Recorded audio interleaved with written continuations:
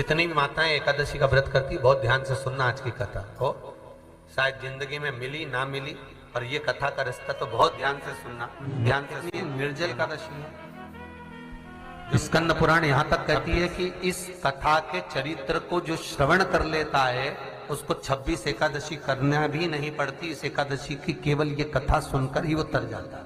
बहुत ध्यान से सुनना इसको, कथा तो बड़े भाव से सुन लो इसको, है? बड़े प्रेम से।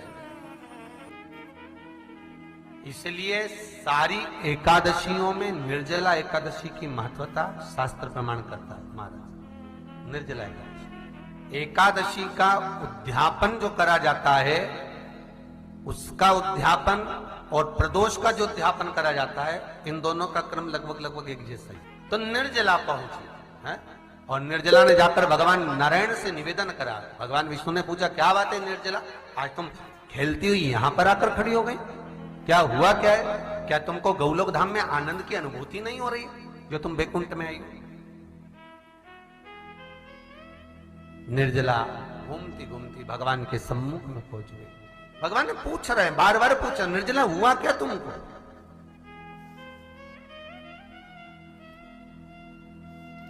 ए निर्जला, ए एकादशी, हुआ क्या है तुमको? क्या कारण है तुम्हारे यहां आने का, बैकुंठ पहुंचने का? बहुत ध्यान देना महाराज। शास्त्र कहता है सोमवार, मंगलवार, बुधवार, गुरुवार, शुक्रवार, शनिवार, ये देवता वो देवता सबके व्रत कर लो, सारे व्रत कर लो, पर ये व्रत आपको परमात्मा के धाम तक लेकर नहीं जा सकते, क्योंकि इनका जो पुण्य है वो मृत्यु लोक में आप थोड़ा सा भी व्रत करते हैं तो पुण्य समाप्त हो जाता है। पर हिंदू धर्म के 3 व्रत ऐसे बता दिए जिन व्रतों का पुण्य समाप्त नहीं हुआ।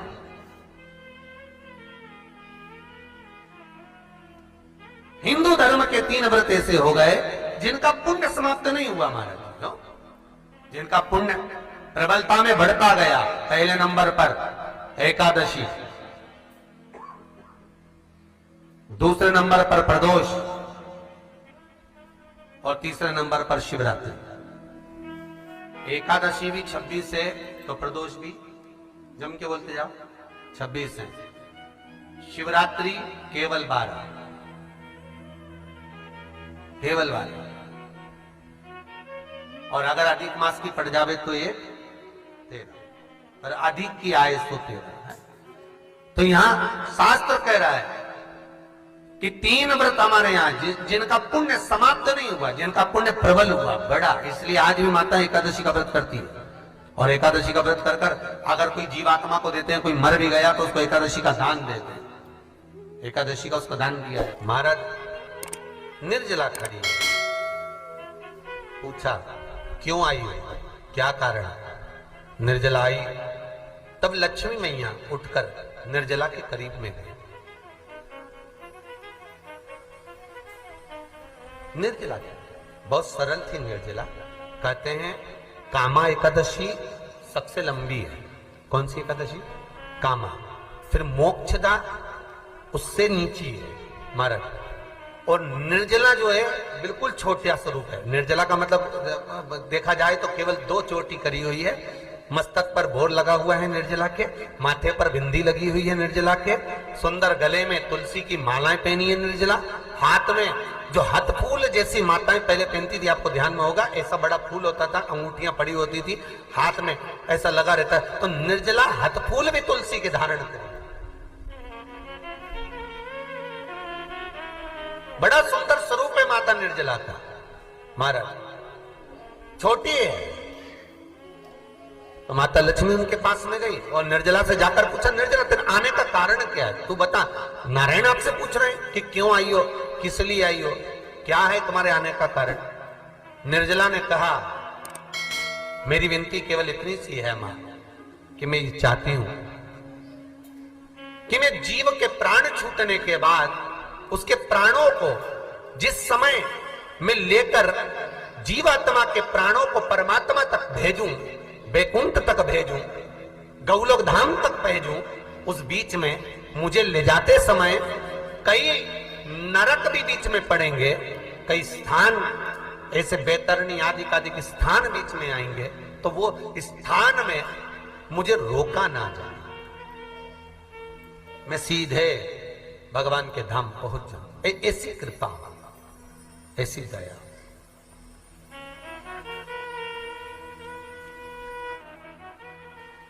स्कंद पुराण यहां तक कहती है कि इस कथा के चरित्र को जो श्रवण कर लेता है उसको 26 एकादशी करना भी नहीं पड़ती। इस एकादशी की केवल ये कथा सुनकर ही वो तर जाता है। बहुत ध्यान से सुनना इसको, कथा को। सबसे पहला नियम एकादशी व्रत का, सबसे पहला नियम है कि आप जिस दिन व्रत करो उसके एक दिन पहले भक्ति का संचार इस हृदय में कर लो। भक्ति का संचार इस हृदय में कर लीजिए। जिस दिन आप व्रत करो, जैसे एकादशी का व्रत कर रहे हो तो दशमी के दिन शाम का समय जब आवे, रात्रि जब होने लगे, शाम का समय आवे और रात्रि का आप जब भोजन ग्रहण करो तो उस भोजन में कोई ऐसा पदार्थ ग्रहण मत करिए जिस पदार्थ के कारण आपकी एकादशी बिगड़ जाए।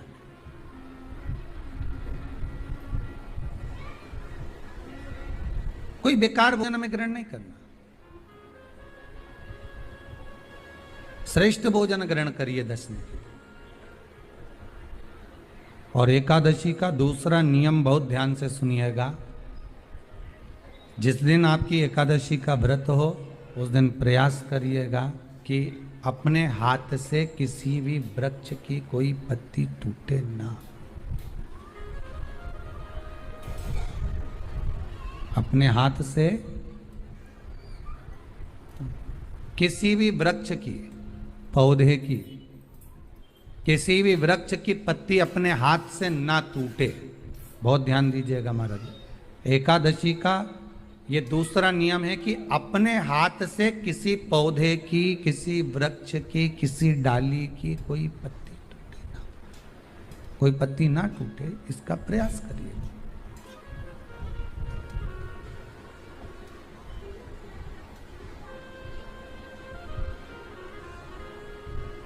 कितना सुंदर व्याख्यान कहा है, कितना सुंदर वर्णन है महाराज कि मात्र एकादशी का व्रत कर लेने पर, मात्र एकादशी का व्रत कर लेने पर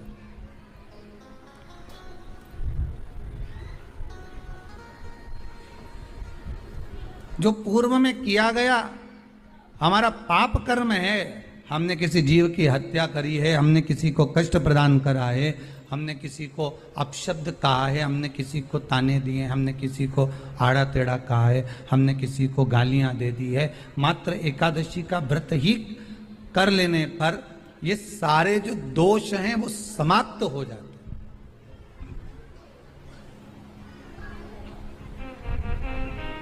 सारे दोष हमारे समाप्ति पर आ जाते हैं।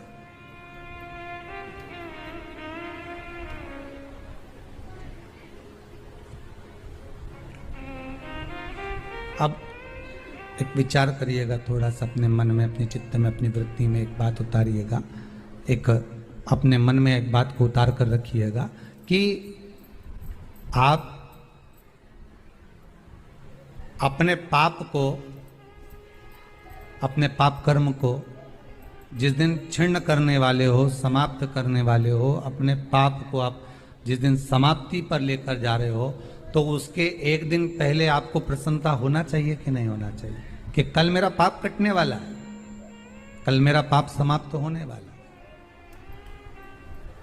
जो मैंने पाप कर्म करा है वो समाप्त होगा, जो मैंने पाप कर्म करा है वो कल समाप्त हो जाएगा। तो एक दिन पहले आपके चेहरे पर प्रसन्नता हो कि ना हो?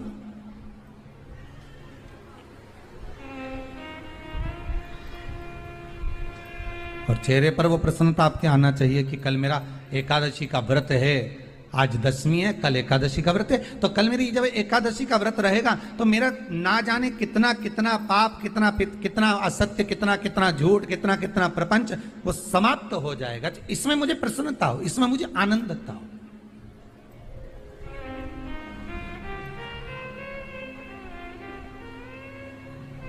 तो क्या कहा गया कि प्रयास करिएगा कि एकादशी के दिन कोई वृक्ष की, कोई डाली की, कोई कोपल की कोई पत्ती ना तोड़ी जाए।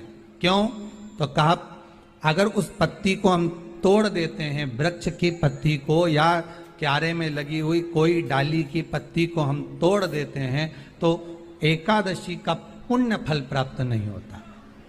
एकादशी का कोई फल हमारे खाते में नहीं जाता, पुण्य फल प्राप्त। अब फिर भले तुम चाहे तुमने मोरधन खाया हो, चाहे तुमने फिर चिप्स खाई हो, चाहे तुमने फिर व्रत का कितना ही सामान खा गए हो और तुमने सोचा कि आज मेरी एकादशी है, तो फिर उसका कोई फल प्राप्त नहीं है, उसका कोई सुख प्राप्त नहीं है आपको, फिर उसका कोई आनंद प्राप्त नहीं है आपको, फिर उसमें कोई आनंद की अनुभूति आपको नहीं मिल रही। को याद रखिए, गौदान और एकादशी, श्रीमद वल्लभाचार्य जी ने मायावत का खंडन करा था जगन्नाथपुरी में, और श्रीमद वल्लभाचार्य जी ने कहा था एकादशी मरने के बाद मत दो, एकादशी जीते जी दो। कहा था कि नहीं कहा था? जीते जी दान करिए। इसलिए जगदीश में, जगन्नाथपुरी में एकादशी उल्टी लटकी हुई है। करें आपने दर्शन? जगदीश में एकादशी को उल्टा लटकाया। क्यों? क्योंकि वल्लभ ने कहा कि एकादशी जीते जी दो। कई पंडितों कहते हैं तुम्हारे दादाजी मर गए, जब 12वें का दिन होता है ना, तो पंडित जी संकल्प छुड़ाते हैं, दो एकादशी। बड़े बेटे ने 5 दे दी, छोटी बहू ने 3 दे दी, उसने 2 दे दी, उसने 2 दे दी। तो क्या तुम्हारे दादाजी भिखारी थे जो तुम्हारी एकादशियां लेकर जाएंगे? और तुम कौन होते हो दादाजी को एकादशी देने वाले? तुमने कौन सा इतने पुण्य कर लिए जो तुमने एकादशी दे दी?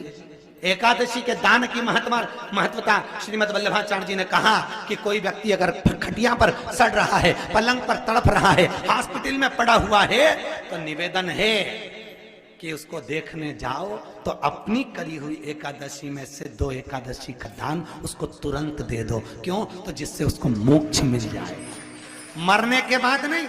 क्योंकि मरने के बाद तो वो 10वें के दिन, गरुड़ पुराण में लिखा है 10 दिन तक जीवात्मा घर की अटारी पे रहती है।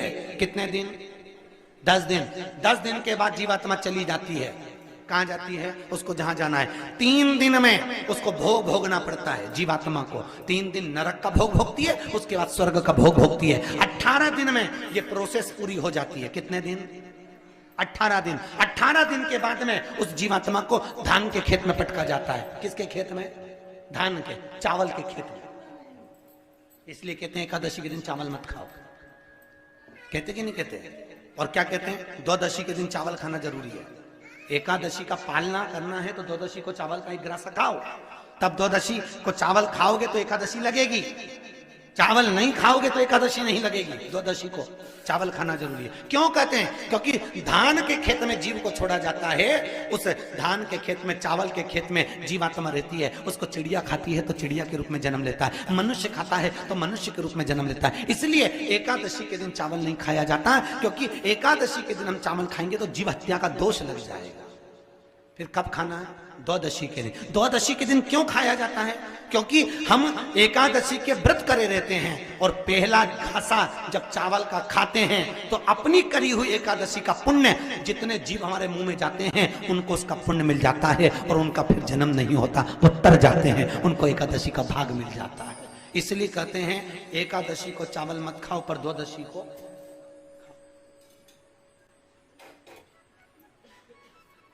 खाइए। 10 दिन तक जीवात्मा है, और आपने एकादशी कब दान दी? बोलो जम के।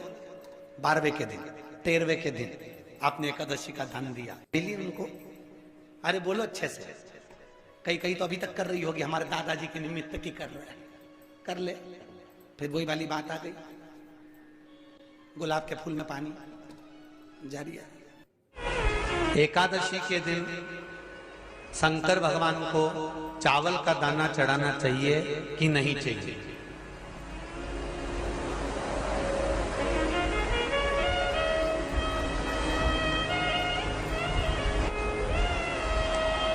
बीमार व्यक्ति से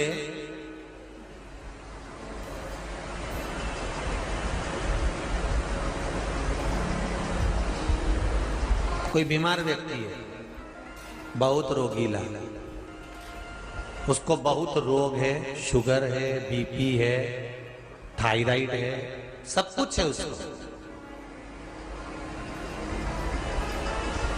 और वो रोगीला व्यक्ति जब डॉक्टर के पास जाकर पूछे, डॉक्टर साहब मेरी तबीयत ठीक नहीं रहती है, मैं बहुत कष्ट में रहती हूँ, बहुत तकलीफ है शरीर में, और अभी सावन का महीने का व्रत आ रहा है डॉक्टर साहब, 1 महीना में व्रत करती थी पहले, करूं कि नहीं करूं? तो डॉक्टर साहब क्या बोलेंगे? बोलते जाओ जरा जम के। डॉक्टर बोलेगा कि आप व्रत मत करो। डॉक्टर एक बात कहेंगे,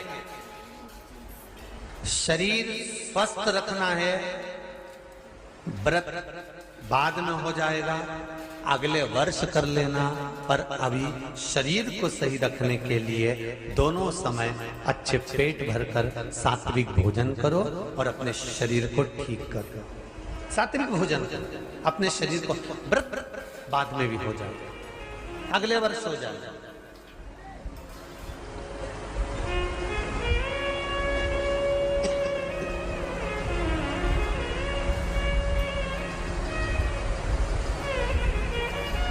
अभी तुम थोड़ा सवेरे 2 बिस्कुट ले लिया करो, सुबह नाश्ता ले लिया करो, भोजन ले लिया करो, फिर दोपहर में कुछ हल्का फुल्का लेकर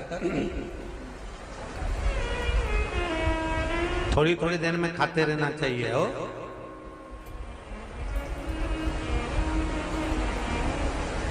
थोड़ा थोड़ा खाओ, थोड़ी थोड़ी देर में खाओ, एक साथ सुरसा जैसे मत निपटा जाए, थोड़ा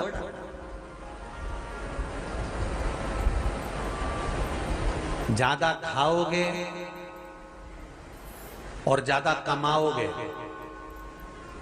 तो दूसरों को कष्ट नहीं होगा, कष्ट खुद को होगा। ज्यादा खाओगे आपाच्य हो जाएगा, रात की नींद उड़ जाएगी, शरीर में अच्छा नहीं लगेगा। ज्यादा कमाओगे, रात की नींद उड़ जाएगी, दुनिया की दृष्टि तुम पर पड़ जाएगी और तुम्हारी रातों की नींद।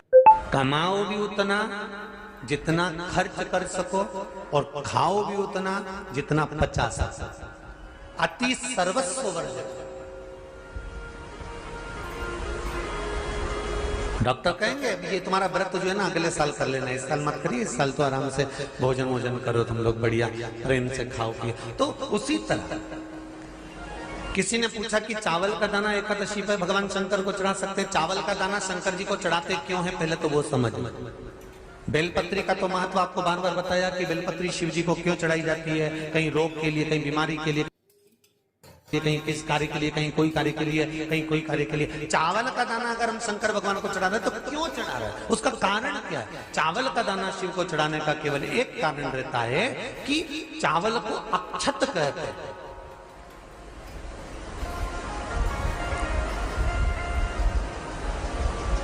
अक्षत का मतलब होता है अक्षय।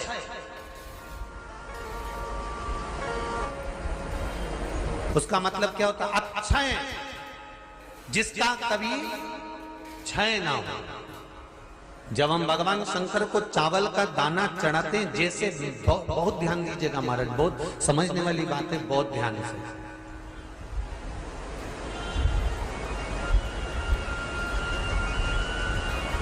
चावल का दाना हमारे मस्तक पर तिलक करने के बाद पंडित जी क्यों लगाते हैं कि भगवान जैसा समय आज चल रहा है, आप पूजन कर रहे हो, पाठ कर रहे हो, दान कर रहे हो, पुण्य कर रहे हो, सत्कर्म कर रहे हो, भजन कर रहे हो, मेरा देव अधिदेव महादेव, मेरा नारायण, मेरा सत्यनारायण भगवान, मेरा राम जी, मेरा विष्णु जी, मेरा भागवत मैया, मेरी रामायण मैया, ब्राह्मण मस्तक पर तिलक लगाने के बाद चावल इसलिए लगाता है कि जैसा समय आज चल रहा है, भगवान तुमको ऐसा ही समय बनाकर रखे और तो ऐसे ही 4 चांद लगाते रहो, दान पुण्य संकीर्तन करते रहो। इसलिए मस्तक पर चावल का दाना लगाया जाए।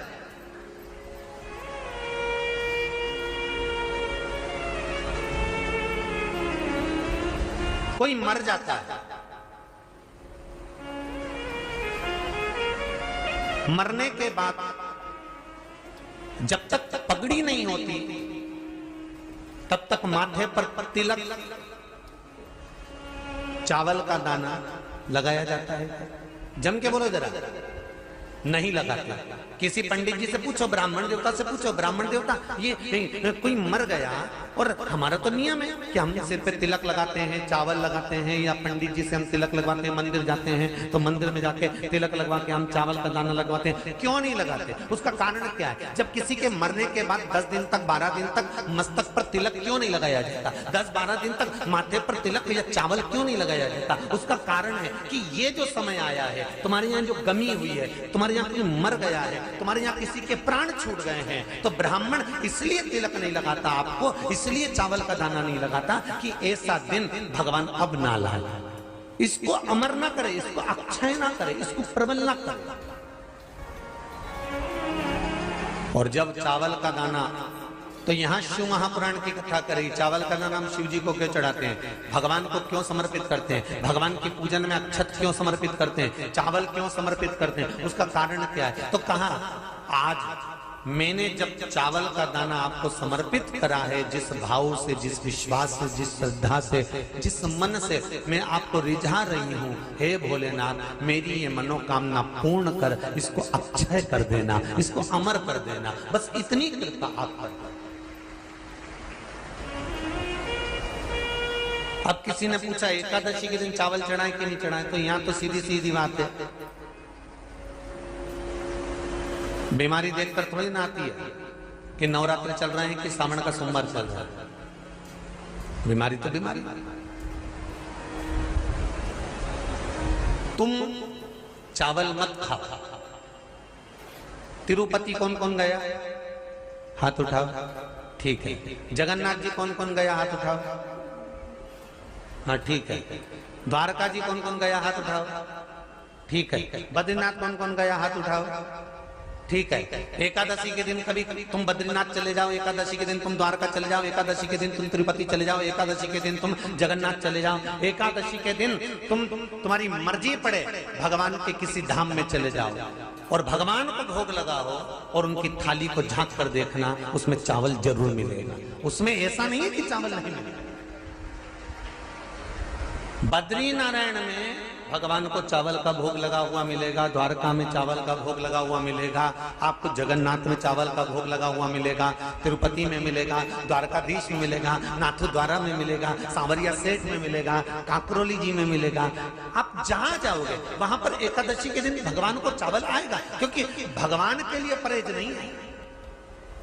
जो काम में डूबा हुआ है, जो आसक्ति में डूबा हुआ है, जो लोभ में डूबा हुआ है, जो वासनाओं में डूबा हुआ है, जो तृष्णा में डूबा हुआ है, और जो माता के गर्भ से जन्म लिया,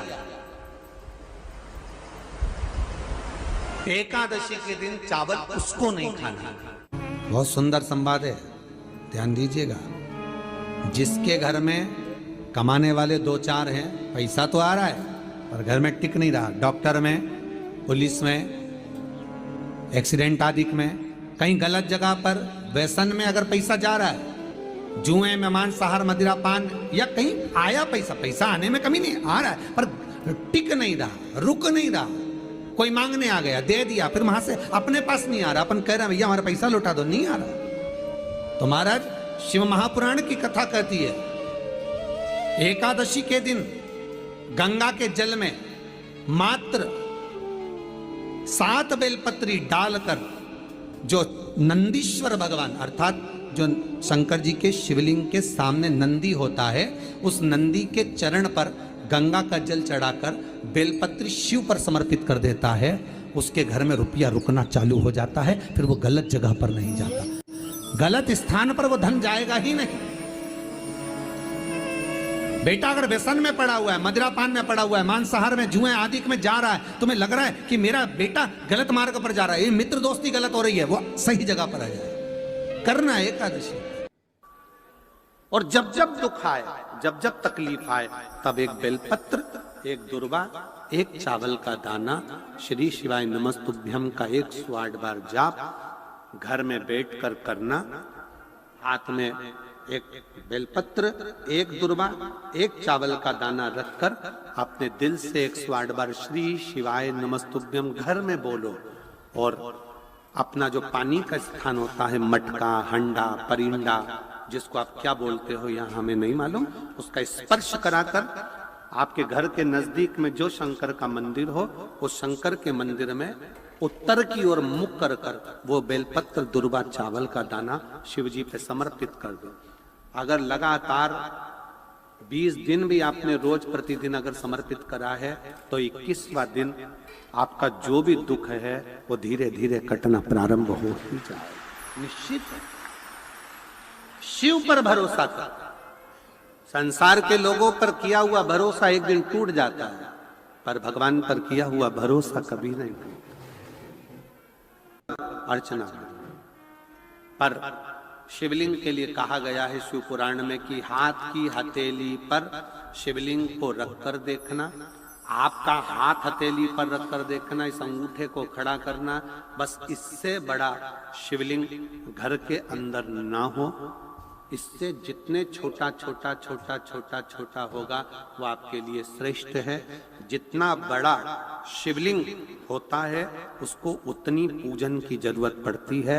जितना छोटा होता है, आप उसको कहीं जा रहे हो 6 महीने के लिए, 4 महीने के लिए, 15 दिन के लिए, 7 दिन रजस्वला धर्म के हो गए, कहीं जाना पड़ गया, घर में पूजन कौन करेगा? तो जो शिवलिंग है तुम्हारा छोटे से छोटा, उस पर एक चावल, एक बेलपत्री रखकर चले जाओ।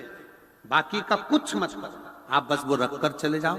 फिर 6 साल, 10 साल, 15 साल बाद भी अगर आप आओगे तो शंकर कभी बद्दुआ नहीं देंगे, शंकर दुआ ही देंगे।